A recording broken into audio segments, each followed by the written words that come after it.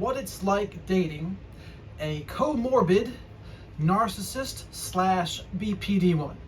This is Radical Self-Respect with Jared Mello. Please do like, comment, and subscribe if you indeed like some of these videos here. And I also have an ebook and an audiobook by the name of Radical Self-Respect as well. But I'm going to jump right in today and talk about what it was like for me to date the comorbid narcissistic slash borderline woman. And I had an interesting view of it because I was mostly friends with her while we were still talking. And it wasn't until the very end that some sexual things came into play, but it gave me a unique perspective and a different kind of view than if I just went straight to dating her. But I want to tell you the end of the story first. But two caveats. I am not a clinical psychologist, so I'm not diagnosing anyone officially with narcissistic or borderline personality disorder. I'm using my anecdotal experience and what I've seen for people that have been diagnosed and how they've acted in my life. And also, I don't hate this girl either. She'll always have a special place in my heart, and I don't have any malice about it at all. Like, I'm at peace with the situation, which might surprise you, especially after I tell you how it ended. So here it goes. So one morning, I woke up to a slew of hate messages from not the woman I was talking about, a different person. And she was basically telling me how terrible she thought I was, etc., threatening me. And then she included some screenshots. And included in the screenshots were, guess who? The girl I'm making the video about. And it was saying how she had said that I told her to talk trash to the other girl, which of course I didn't, but I saw the evidence. And I still to this day don't know what she had said, but whatever it was, it really pissed off this other person. And unfortunately, the other person believed it, and so gave me all those messages. And unfortunate scenario, but it reminded me of when Hyman Roth in The Godfather discovered that Mo Green had been killed.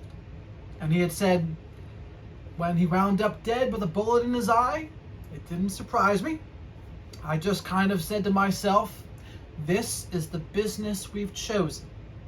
And I thought to myself, well, Jared, if you're going to involve yourself with narcissistic and borderline women, or God forbid a comorbid one, you can't be surprised when these kinds of things happen. And so that's what I said to myself. I tipped my cap, and that was it. And a couple days later, I did get a message from a number I didn't have saved, and it just said karma. And to this day, I don't know what that was about and what she meant by that, but it was basically her admitting that she did indeed do that. So it's like, okay. But again, like I said, I don't have any anger towards her about it. It's just, when women do things like that, or anyone does anything that's spiteful like that, it's because at one time they really did care. And at one time, the spite and vengeance was actually love. So let's get into the story here. I'd met this girl a couple years back, and I wasn't as red pill aware then as I am now. And at first, I was kind of trying to get with her, and we made out a couple times, but we never really sealed the deal. And we would hang out, and then we would just kind of fall out. We would fall out of each other's company, but I still went on to have other experiences with people. She dated a couple other people, but we still kind of stayed in touch as just friends. And she would date these kind of guys that are a little more submissive. A lot of times they would end up being bi, too. And the reason for this is because she was a very emotionally volatile person. She had a lot of personality and really strong emotions, and she would inspire very strong emotions in others. And so she had the characteristics, though, of a borderline and a narcissist. So let me explain a little bit of each. Her borderline tendencies would be, she did have like a favorite person, but at the same time, like a narcissist, she would also have many different supplies at the same time, which was a weird combination. Because a true narcissist can have a supply, and maybe even a main supply, but she'll still see all of her supplies. She doesn't really care. a true borderline woman, she is more like someone who wants to see one person at a time in a very intense relationship. But if she were to split on that guy, then she'd be open to cheating and new people. But her, it was a combination. And any guy that she was with would go through hell, basically. She would put them through hell. And she had a slew of guys that she lined up that would do things for her. Give her money, give her favors, give her cars. And later on, when we began talking again more, it's just friends, I'd make fun of her all of her time for having all of her simps. And she fully admitted they were all simps. And she admitted fully that she treated them like trash. And this is why I got a unique perspective on the matter, because I wasn't the guy. I was on the outside looking in. And as just friends, we are being more honest with each other than we would have been if we were actually dating. And so it was a unique perspective. And so she did this with a bunch of guys, and these guys would just disrespect the hell out of themselves. And that's why my definition of a simp is a man who disrespects himself for women. And she had a slew of them, and she used them all to the fullest. And she got a different resource or a different thing from each one of them. But also, unlike a narcissist, she actually did really care about some of the supplies. It was weird, where it wasn't just like a complete ice queen. She actually did kind of care what they thought. So it was a unique perspective. Now, on top of all this were two humongous things as well. She had a lot of drug issues, so alcohol, marijuana, and meth. That was a big one. And she also had a lot of pent-up trauma from being raped in the past. And she'd be fine for a while, but then all of a sudden, a lot of that trauma would come to the surface, probably a CPTSD type thing, that also morphed into narcissism and borderline too, or at least the very similar tendencies, and she would go off the rocker. She would go off the rocker, blow up on one of her supplies, blow up on whomever was around her, and just be full of emotions. The other night I was reading a book. I was reading 48 Laws of Power again. And in one of the chapters it talks about Lola Montez, and it talks about how it's good to avoid the unhappy and the unlucky. And with her it was weird, because in some cases she'd be extremely happy, but then she had all like the borderline symptoms of she would have suicidal idealizations, extreme mood swings, splitting, ups and downs, massive depressions. And when she was in those phases, it was dark, real dark. And so on top of all this though, she also had an amazing talent. She had talent to sing. She had a beautiful voice, and she was about 30 years old, and she had done some like gigs and bars and tried to make it, but it hadn't really gone the way she wanted to, and she had a lot of frustration about this. And sometimes like my presence would kind of bother her in this way, because I'm trying to really make it in my life, and she would see it, and then it would make her kind of think like, man, I'm not where I want to be. She worked at a pizza place, and she wasn't happy with where she was, but she wanted the admiration for making it. And I get that. I completely get that too. So all the while we'd be friends, and I'd see how she interacted with other guys. And she'd put on this front, this like love-bombing, flirty front that I could see right through. It was fake as can be to me. But these other guys, they weren't red pill aware, and they would just eat it up. And when we would leave a place, and I'd look at her, and I'd be like, they just don't get it, do they? Like, they don't understand that you're not that. And she just kind of like winked at me, and like would bat her eyes, and she's like, yeah, I know. And I was like, yeah, I know. And it was sad. It was sad to see how these guys would just fall under her spell and just do whatever the hell she wanted, because like I said, she admit fully that she would treat them terribly and ask for all sorts of things, and it was chaos. And so that's kind of how it went for us for a while. We were just friends. We would talk about our ambitions together. We would talk about our borderline and narcissistic traits that we both have. And we got along and became more intimate that way because we actually weren't sleeping together and being sexual. So it was a weird dynamic. But then all of a sudden it changed. because I do believe that guys and girls can't be friends, at least not for long, especially if one person wants the other. And so, men, if the woman has any attraction towards you, I don't think she can be friends for long. And that's how this went, because she would sometimes love bomb me too, or try to, and tell me how good looking she thought I was, or how smart I was, etc. And then one day she was telling me a story about a guy she had hooked up with, and they had just gotten done hooking up, and he called what she supposed was his girlfriend, and she flipped out. She flipped out on him and split on him, and it was fiasco. But she'd actually got hurted by this because she wanted this guy to actually be something. So then she comes to me and goes, you know what, Jared? I think it's about time we finally hook up. And being a guy, I'm like, well, why not? Like, I know exactly what she is. I'm red pill aware. She's not going to hurt me. I'm not going to expect a serious commitment. But, so we did. So we finally did. And it was actually kind of difficult for me to be intimate because since we were friends first, I had a hard time putting her like in a sexual category. And previously, like one of the reasons we had stopped talking before was because like when she would have a little bit of a mental break and be extremely depressed and dark, it would kind of turn me off and I wouldn't be in that mood. So that's one of the reasons we went forward. And so then with this though, it was weird because we had a level of intimacy that you just don't normally get right away. It takes time to develop that. And it was difficult for me. It was difficult. It wasn't like we just went straight from dating to doing that. It was, no, we were friends for over a year. And then this started happening. And so, but what this really did was it kind of accelerated the ending. And at one point she said to me, oh, I think I really like you. And I want a long-term relationship with you. But I didn't respond because I knew what she was. I mean, she had problems with drugs. She had borderline and narcissism. She had a lot of trauma, and she just wasn't stable. Now, again, maybe I just shouldn't have been there to begin with. If I didn't want a commitment, if I didn't want anything, I just thought we would date and have fun.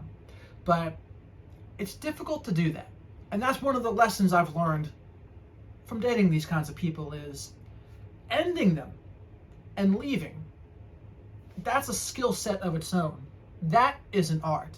And we can't date these kinds of people sometimes without there being drama. And that's the reason why in some cases, if not all cases, we just have to avoid it. Because there is no way to interact with them and get through it without some form of drama or without them trying to pull you down like she did by talking to that other girl about me. So it's like, but that's the price we pay. That's the price of dealing with them. And then what really hurt us with her and me was I messed up with something where we would drink and we would have fun together. And in fact, she was one of the girls I would talk about in one of the videos where I said what I really like about like borderline or narcissistic women is they make you feel like $1 million and you can have a hell of a time. So we would drink and sing, dance, have fun, and just be a little reckless. And it was like time would stand still. And because I was more friends with her than having it be a sexual thing, it was different. It wasn't just like, oh, I want to sleep with this girl. It's like, no, it was deeper than that. And so I still look back on it fondly. Like when I'm 80 years old, I'll look back at my days with her and say, you know what? I don't regret a minute of that because that was a hell of a time. And I know she felt that way too. And so one of these times we were doing this, we were having a hell of a time, and she gave me some party favors, and then I don't remember what happened after that. But a couple weeks later, she was in my arms in bed, and she said to me, Jared, do you remember what you said to me a couple weeks ago? And I was like, no, I don't know what I said to you a couple weeks ago, but I was a little nervous to find out. And she said, you told me you loved me. And like my heart sank. I was like, oh, I can't say I love you first to anyone. I'm red pill aware. I can't do that. And so like an ass, I denied it, even though it was probably true. I did probably really love her. But here's the thing. If I can go back and do it again, I probably would have manned up, owned up to it, and I would have said, you know what, I do love you, but I don't think we should be in a committed relationship. I don't think we should be in an LTR. That would have been the cold hard truth of the matter. Instead, I denied it, and our relationship, now that I look back at it, was never the same again. So she became a little distant after that. The energies changed, and it just wasn't the same anymore. She went off. And I didn't put two and two together for a while, that it was probably because I denied saying it, that was happening. And if I was smart, though, I would have asked her, well, what did you say when I said that? But I didn't think to ask that because I was reeling from having her tell me I said that. But anyway, so that's how it went for a while, and we'd only hung out actually one more time. And we'd had this routine before where we'd be friends, and then all of a sudden she would flip out, sometimes on me even. And when she would flip out on me and disrespect me, I would stop talking to her. And sometimes weeks to months would go by, and then she would finally reach out again and like ask me to help her at her pizza place or something. And I would agree, and then we'd become friends again. But I wouldn't tolerate the disrespect when she would like flip on me. And she would have these like massive meltdowns where it was like she should go to a psych ward because she was extremely suicidal, extremely emotionally volatile, had a lot of emotions, and a lot of people were scared to make her angry because she was a huge personality. It was a lot to deal with. And there was a reason why the other guys that she had dated, like the ones that she got kind of serious about, were like bi and more submissive, because they're the only kinds of guys that were going to deal with that. So we would stop talking in those cases. And so finally, though, one of the times it happened, she had accused me of saying, oh, you're only drinking with me here so you can take advantage of me. So that was it. I stopped talking to her again for a while from there. But the same routine happened again. Months later, comes back again. And I guess it was my own fault for accepting these quote-unquote Hoovers, because that's exactly what they were. It was the narcissistic Hoover, or a borderline Hoover, trying to suck me back into the orbit. And I would say to myself, well, we're just friends. It's not like we're romantically involved. And we weren't yet, but it did happen later. So in the last time we hang out, we did the same old routine. She gave me a party favor for the first time. And we were up all night till 6 in the morning. And she had a daughter. And the daughter was supposed to be visiting at 8 a.m. And here it was 6 a.m. And she looked at her watch and got furious that I had kept her up all night. She had another emotional meltdown, blamed it all on me, and started splitting on me, and started crying, sobbing. And I just walked out. I was disappointed that she would have another meltdown, another breakdown on me, and I was just done again. I was done. And that was it. That was the last time we spoke, and the last time I've seen her in person. But I made a blunder.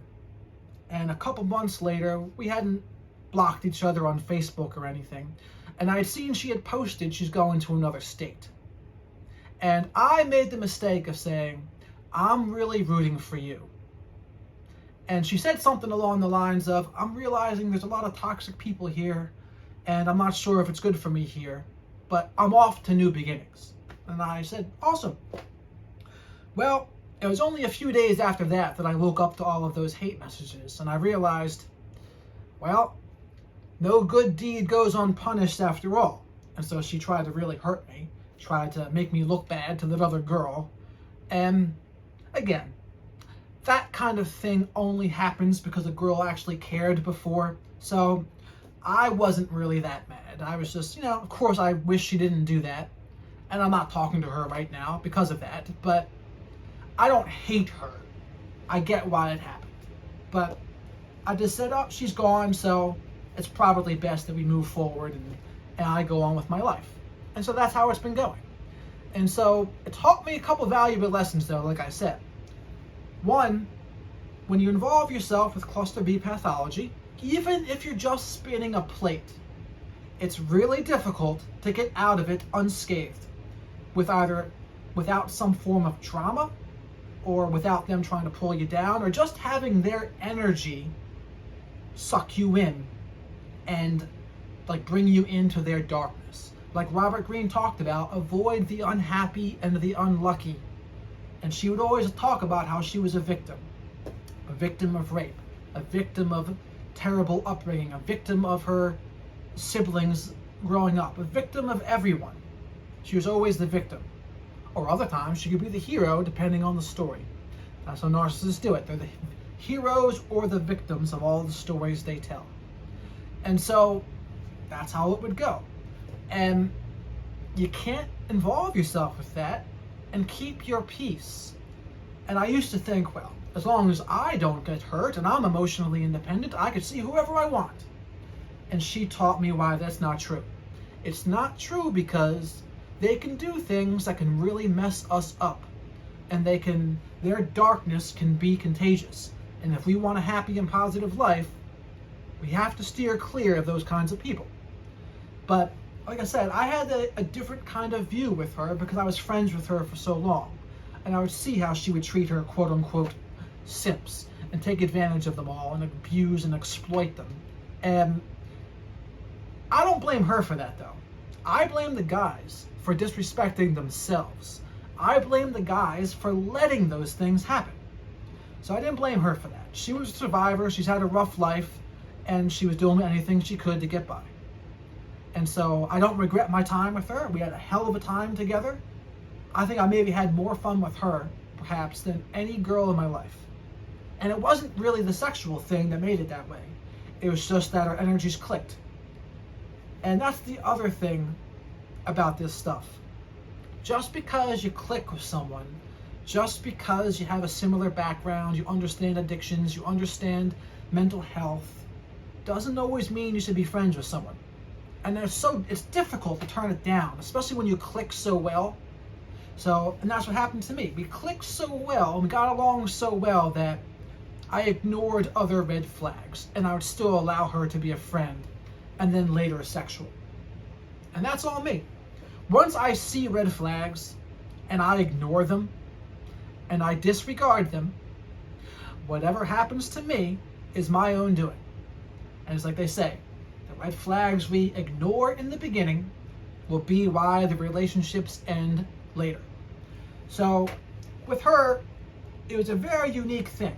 She had a lot of talent, musical talent, a beautiful voice, but with that talent and beautiful voice came an extra layer of madness, the comorbid narcissistic / borderline behavior. And it was just like, look at musicians like Kurt Cobain, Lane Staley, Chester Bennington, Chris Cornell.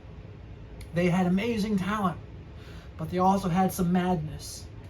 They also had some mental health issues, and that's the price. Sometimes that's the price.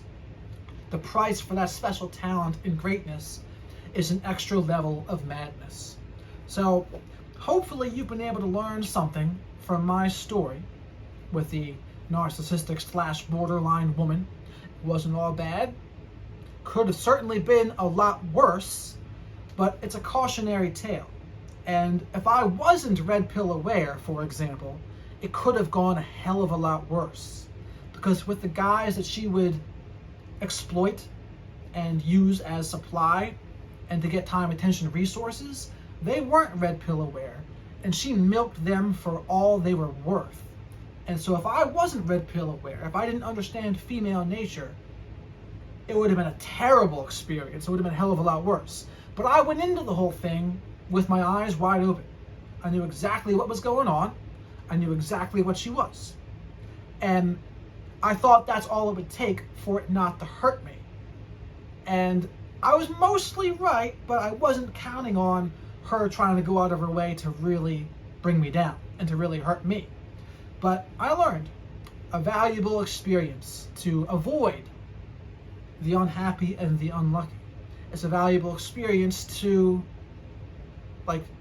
if someone's not going to be at a good level and really working on becoming the best version of themselves, that's it. So I'm trying to focus on being a better screener, getting with people that are on my level, that are stable, that have a good exercise routine. Exercise is a big one. I see a lot of people that exercising is a dividing line, where if people are really big into working out, it kind of keeps them stable. It keeps them on the straight and narrow. But when people don't work out at all, don't exercise at all, they're going off into Never Never Land. Because exercise really helps me. Because if I'm going to go drinking, that's not conducive to a lot of working out. And I'd rather work out than drink, so that's what I do more of. And so, trying to get with people who are on my wavelength about investing, about being creative, about doing like their own YouTube channel, about being cognizant of money. Those are the kinds of people I want in my life. People that are going to help me level up, and I'll help them level up. And that's what I've learned. I want those kinds of people in my life, not people that are off in Never Never Land and crazy. And even if they feel good to be around, even if we have a great connection, doesn't always mean I should do it. So that's my video for today. Please let me know what you think about it. Did you like it? Not like it? Do you have experiences dating a comorbid, narcissistic / borderline woman? Or just a narcissistic or just a borderline woman? Please let me know. I'm sure others would appreciate your experiences, because that's what I want this space to be. A space to share your experiences of what's worked, what hasn't worked, and what's happened in your own life. So with that, thank you very much for watching, and have a great rest of your day.